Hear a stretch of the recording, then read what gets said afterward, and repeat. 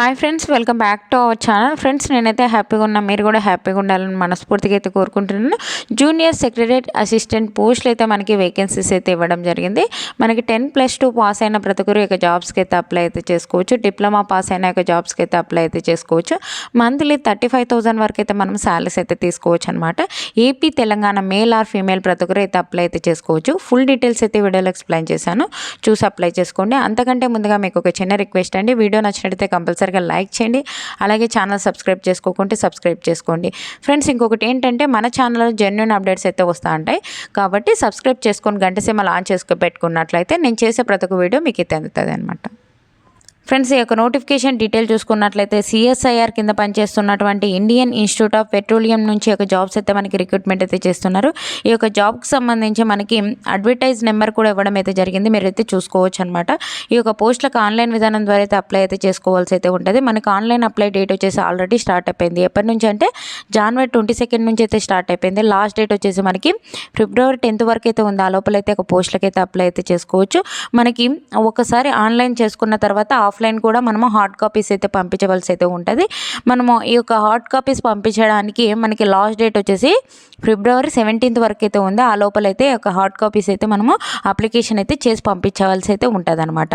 ఈ యొక్క పోస్టులకి ఎవరు అప్లై చేసుకోవచ్చు అంటే ఇండియన్ నేషనల్స్ ప్రతి ఒక్కరు అప్లై అయితే చేసుకోవచ్చు. ఏపీ, తెలంగాణ, ఓకేనా, మేల్ ఆర్ ఫీమేల్ ప్రతి ఒక్కరు అయితే అప్లై అయితే చేసుకోవచ్చు అనమాట. వేకెన్సీస్ దాని డీటెయిల్ చూసుకున్నట్లయితే ఇక్కడ మనకి వేకెన్సీస్ అయితే ఇవ్వడం అయితే జరిగింది. జూనియర్ సెక్రటరీ అసిస్టెంట్ జనరల్ విభాగంలో పోస్టులు వచ్చేసి మనకి 5 అయితే వేకెన్సీస్ అయితే ఇవ్వడం జరిగింది.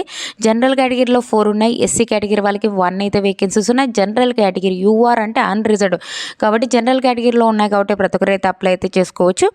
నెక్స్ట్ వచ్చేసి మనకి ఒక స్టోర్ అండ్ పర్చేస్ విభాగంలో 3 అయితే వేకెన్సీస్ అయితే ఇవ్వడం జరిగింది. అలాగే మనకి ఇక్కడ వేకెన్సీస్ వచ్చేసి మనకి ఫినాన్స్ అండ్ అకౌంట్స్ విభాగంలో 5 అయితే వేకెన్సీస్ ఉన్నాయి.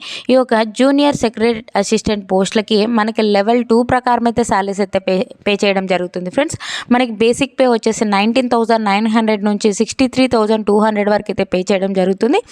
అన్ని రకాల అలవెన్సెస్తో పాటు మనకి 35,000 పైగానే మనం మంత్లీ శాలరీస్ అయితే తీసుకోవచ్చు. ఈ యొక్క పోస్టులకు అప్లై చేసుకోవాలి అంటే మనకి ఏజ్ లిమిట్ దాని డీటెయిల్స్ అయితే తెలుసుకుందాము. 18 నుంచి 28 ఇయర్స్ వరకు ఉన్న ప్రతి ఒక్కరు ఇక జాబ్స్కి అయితే అప్లై అయితే చేసుకోవచ్చు అనమాట. ఎడ్యుకేషన్ క్వాలిఫికేషన్ డీటెయిల్ చూసుకున్నట్లయితే 10+2 దాని ఈక్వల్ 10 క్వాలిఫికేషన్ ఉన్న ప్రతి ఒక్కరు అప్లై అయితే చేసుకోవచ్చు. డిప్లొమా చేసిన 10+2 పాస్ అయినా ఇక ప్రతి ఒక్కరు, ఇంటర్మీడియట్ పాస్ అయిన ప్రతి ఒక్కరు ఇక జాబ్స్కి అయితే అప్లై అయితే చేసుకోవచ్చు అనమాట. మనకి అలాగే ఒక ఇంటర్మీడియట్తో పాటు మనకి టైపింగ్ స్కిల్స్ అయితే వచ్చి ఉండాలి. అంటే మనకి కంప్యూటర్కి సంబంధించి ఒక టైపింగ్ స్పీడ్ అయితే వచ్చి ఉండాలి. ఇంగ్లీష్లో పర్ మినిట్ 35 వర్డ్స్ అయితే టైప్ చేయగలగాలి. లేదు ఇంగ్లీష్ రాలేదు అంటే హిందీలో పర్ మినిట్ 30 వర్డ్స్ టైప్ చేయగలిగితే చాలన్నమాట. ఓకేనా, హిందీ అయినా వచ్చిండొచ్చు, ఇంగ్లీష్ అయినా, ఏదైనా మీ ఆప్షన్ అనమాట. ఇక్కడ చూసుకున్నట్లయితే నెక్స్ట్ వచ్చేసి మనకి ఈ యొక్క జూనియర్ స్టెనోగ్రాఫర్కి సంబంధించి వేకెన్సీస్ అయితే ఇవ్వడం జరిగింది. 4 అయితే వేకెన్సీస్ ఉన్నాయి. దీనికి లెవెల్ 4 ప్రకారం అయితే శాలరీస్ అయితే పే చేస్తారు. అన్ని రకాల అలవెన్సెస్తో పాటు మనం 46,000 పైగానే మనము శాలరీస్ అయితే తీసుకోవచ్చు అనమాట. దీనికి కూడా 10+2 పాస్ అయిన ప్రతి ఒక్కరు అప్లై అయితే చేసుకోవచ్చు అనమాట. ఏంటంటే మనకి ఒక స్టెనోగ్రాఫర్కి సంబంధించి నాలెడ్జ్ అయితే ఉండాలని చెప్పి అయితే ఇవ్వడం జరిగింది. మనకి ఒక స్టెనోగ్రాఫర్కి సంబంధించి స్కిల్ టెస్ట్ కూడా కండక్ట్ అయితే చేయడం జరుగుతుంది అనమాట. మనకి ఏజ్ లిమిట్ తీసుకున్నట్లయితే 18 నుంచి 27 ఇయర్స్ వరకు ఉన్న ప్రతి ఒక్కరు ఇక జాబ్స్కి అయితే అప్లై అయితే చేసుకోవచ్చు స్టెనోగ్రాఫర్ పోస్టులకి. ఓకేనా, ఈ యొక్క పోస్టులకు సంబంధించి మనకి సెలక్షన్ ప్రాసెస్ ఎలా ఉంటుంది దాని డీటెయిల్స్ చూసుకున్నట్లయితే మనకి ఇక్కడ ఇచ్చారు చూడండి. ఫస్ట్ రిటర్న్ ఎగ్జామినేషన్ అయితే కండక్ట్ అయితే చేయడం జరుగుతుంది. మనకి ఇది వచ్చేసి 10+2 స్టాండర్డ్ క్వశ్చన్స్ అయితే అడగడం జరుగుతుంది. స్కిల్ టెస్ట్ అయినా మనకి ఒక రిటర్న్ ఎగ్జామినేషన్కి సంబంధించి. ఓకేనా, ఈ యొక్క written examination skill test conduct చేసేసి మనకి జాబ్ అయితే ఇవ్వడం జరుగుతుంది. స్టెనోగ్రాఫర్కి పోస్టులకు కూడా మనకి రిటర్న్ ఎగ్జామినేషన్ అలాగే మనకి ఒక స్కిల్ టెస్ట్ అయితే కండక్ట్ చేస్తారు. అంటే స్టెనోగ్రఫీ అయితే చూడడం అయితే జరుగుతుంది. ఫస్ట్ ఆఫ్ ఆల్ మనకి ఒక టైపింగ్ టెస్ట్కి సంబంధించి అలాగే రిటర్న్ టెస్ట్కి సంబంధించి డీటెయిల్స్ అయితే ఇవ్వడం జరిగింది. ఫస్ట్ ఆఫ్ ఆల్ రిటర్న్ టెస్ట్కి సంబంధించి డీటెయిల్స్ చూసుకున్నట్లయితే మనకి టూ పేపర్స్ అయితే ఉంటుంది. పేపర్ 1 పేపర్ 2 విధానంలో అయితే ఉండడం అయితే జరుగుతుందన్నమాట. పేపర్ 1కి సంబంధించి మనకి OMR based computer based objective type multiple choice questions అయితే అడగడం అయితే జరుగుతుంది. మనకి ఇంగ్లీష్ లాంగ్వేజ్లో అయితే క్వశ్చన్స్ అయితే రావడం జరుగుతుంది, లేదంటే హిందీలో వస్తాయండి. తెలుగు లాంగ్వేజ్లో అయితే మనకి క్వశ్చన్స్ అయితే ఉండవన్నమాట. 12th స్టాండర్డ్ క్వశ్చన్స్ అయితే అడగడం జరుగుతుంది. 200 మార్క్స్కి అయితే రావడం అయితే జరుగుతుంది. 2 hours 30 minutes పాటు మనం ఎగ్జామ్ అయితే రాయవచ్చు అనమాట. ఇది వచ్చేసి నెక్స్ట్ వచ్చేసి మనకి పేపర్ 1 30 minutes 1 hour 30 minutes పాటు ఎగ్జామ్ అయితే కండక్ట్ చేస్తారు. 100 క్వశ్చన్స్కి అయితే రావడం జరుగుతుంది.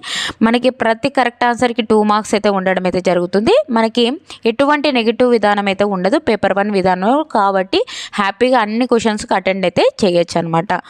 నెక్స్ట్ మనకి ఒక మెంటల్ ఎబిలిటీ టెస్ట్కి సంబంధించి ఏ ఒక టాపిక్స్ నుంచి క్వశ్చన్స్ అడుగుతారు అంటే జనరల్ ఇంటెలిజెన్సీ, క్వాంటిటివ్ యాప్టిట్యూడ్, అలాగే మనకి ఒక reasoning, problem solving, situation judgement నుంచి ఒక క్వశ్చన్స్ అయితే అడగడం అయితే జరుగుతుందన్నమాట. పేపర్ 2 వచ్చేసి మనకి 1 hour పాటు ఎగ్జామ్ అయితే కండక్ట్ చేస్తారు. జనరల్ అవేర్నెస్ నుంచి 50 క్వశ్చన్స్, ఇంగ్లీష్ లాంగ్వేజ్ నుంచి 50 క్వశ్చన్స్ అయితే రావడం జరుగుతుంది. ప్రతి కరెక్ట్ ఆన్సర్కి 3 మార్క్స్ అయితే యాడ్ అయితే చేయడం జరుగుతుంది. ప్రతి రాంగ్ ఆన్సర్కి మనకి ఎవ్రీ రాంగ్ ఆన్సర్కి మనకి 1 మార్క్ అయితే డిడక్ట్ అయితే చేయడం అయితే జరుగుతుందని చెప్పి అయితే ఇవ్వడం అయితే జరిగింది. ఓకేనా. మనకి ఇక్కడ చూసుకున్నట్లయితే మనకి స్కిల్ టెస్ట్కి సంబంధించి డీటెయిల్ చూసుకున్నట్లయితే ఇక్కడ ఇచ్చారు చూడండి. మనకి ఈ యొక్క జూనియర్ సెక్రటరీ అసిస్టెంట్ పోస్టులకు సంబంధించి మనకి 10 minutes అయితే ఉంటుంది ఒక టైపింగ్ టెస్ట్. మనకి ఇంగ్లీష్లో పర్ మినిట్ 35 words అయితే టైప్ చేయగలగాలి, లేదు అంటే హిందీలో పర్ మినిట్ 30 words టైప్ చేయగలిగినా చాలన్నమాట అని దాని డీటెయిల్స్ అయితే మనకి ఇక్కడ నోటిఫికేషన్లోనే క్లియర్గా అయితే ఇవ్వడం అయితే జరిగింది. నెక్స్ట్ మనకి ఒక స్టెనోగ్రాఫర్కి సంబంధించి కూడా మనకి వచ్చినట్లయితే దీనికి సంబంధించి స్కిల్ టెస్ట్కి సంబంధించి డీటెయిల్స్ అయితే ఇవ్వడం అయితే జరిగింది. ఓకేనా. ఈ యొక్క స్టెనోగ్రాఫర్కి సంబంధించి పోస్టులకు అప్లై చేసుకోవాలన్నా రిటర్న్ ఎగ్జామినేషన్ అయితే సేమ్ ఉంటుంది. మనకి 12th స్టాండర్డ్లో అయితే క్వశ్చన్స్ అయితే అడగడం జరుగుతుంది. 200 మార్క్స్కి అయితే ఉంటుంది. 2 hours పాటు ఎగ్జామ్ అయితే కండక్ట్ చేస్తారు. ఓఎంఆర్ బేస్డ్ కానీ కంప్యూటర్ బేస్డ్ ఆబ్జెక్టివ్ టైప్ అయితే మనకి క్వశ్చన్స్ అయితే అడగడం జరుగుతుంది. మనకి ఇక్కడ చూసుకున్నట్లయితే ఎక్కువ టాపిక్స్ నుంచి క్వశ్చన్స్ వస్తాయంటే ఒక జనరల్ ఇంటెలిజెన్స్ అండ్ రీజనింగ్ నుంచి 50 questions 50 marks, జనరల్ అవేర్నెస్ నుంచి 50 questions 50 marks, English language and comprehension నుంచి 100 questions 100 marks. మనకి నెగిటివ్ విధానం అయితే ఉంటుందండి. 0.25 అంటే 1/4 నెగిటివ్ విధానం అయితే ఉండడం అయితే జరుగుతుంది, గమనించాలి. ఓకేనా.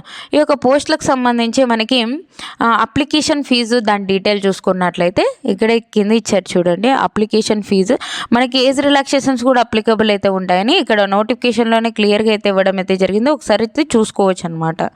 ఓకేనా. ఈ యొక్క పోస్టులకు సంబంధించి అప్లికేషన్ ఫీజు చూసుకున్నట్లయితే ఎస్సీ ఎస్టీ ఉమెన్స్కి ఫిజికల్ హ్యాండిక్యాప్డ్కి ఎటువంటి ఫీజు అయితే లేదు. మిగతా క్యాండిడేట్స్ ఎవరైతే ఉన్నారో వాళ్ళైతే 500 rupees అయితే పే చేసి ఆన్లైన్ విధానం ద్వారా అయితే అప్లై అయితే చేసుకోవాల్సి అయితే ఉంటుంది. ఎలా అప్లై చేసుకోవాలి, దాని డీటెయిల్స్ ఏంది అనేది కూడా మనకి ఒక నోటిఫికేషన్లోనే మనకి క్లియర్గా అయితే ఇవ్వడం అయితే జరిగింది, చూసుకోవచ్చు అనమాట. ఓకేనా. ఈ యొక్క నోటిఫికేషన్ లింక్ అయితే డిస్క్రిప్షన్లో ఇస్తాను ఫ్రెండ్స్, అక్కడికి వెళ్ళి చూసుకొని ఒక జాబ్స్కి అయితే అప్లై అయితే చేసుకోండి. ఓకే. అలాగే మన ఛానల్ నుంచి వాట్సాప్ ఛానల్, వాట్సాప్ గ్రూప్స్, అలాగే టెలిగ్రామ్ గ్రూప్స్ కింద డిస్క్రిప్షన్లో లింక్ ఇచ్చాను. అందులో జాయిన్ అయినట్లయితే నేను చేసే ప్రతి ఒక్క వీడియో మీకు అయితే అందుతుంది అనమాట.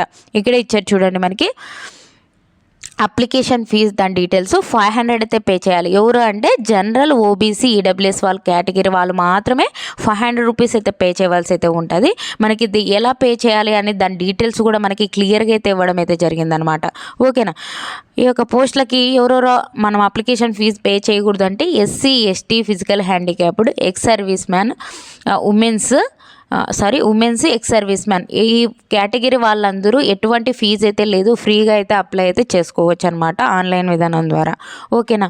మీకు మంచి నోటిఫికేషన్ అండి, ఎవరే కానీ మిస్ చేసుకోకండి. మంచి శాలరీస్ ఉంటాయి, అన్ని పర్మనెంట్ జాబ్స్. ఎవరే కానీ మిస్ చేసుకోకుండా ఒక జాబ్స్కి అయితే అప్లై అయితే చేసుకోండి. వీడియో నచ్చినట్టయితే కంపల్సరీగా లైక్ చేసి మీ ఫ్రెండ్స్, మీ రిలేటివ్స్ కూడా వాళ్ళకు కూడా షేర్ చేయండి, వాళ్ళకు కూడా ఉపయోగపడుతుంది. వీడియో నచ్చినట్టయితే కంపల్సరీగా మరీ చెప్తున్నాను అనుకోండి, లైక్ చేసి సబ్స్క్రైబ్ చేసుకోండి. Thank you friends, thank you for watching. Have a nice day.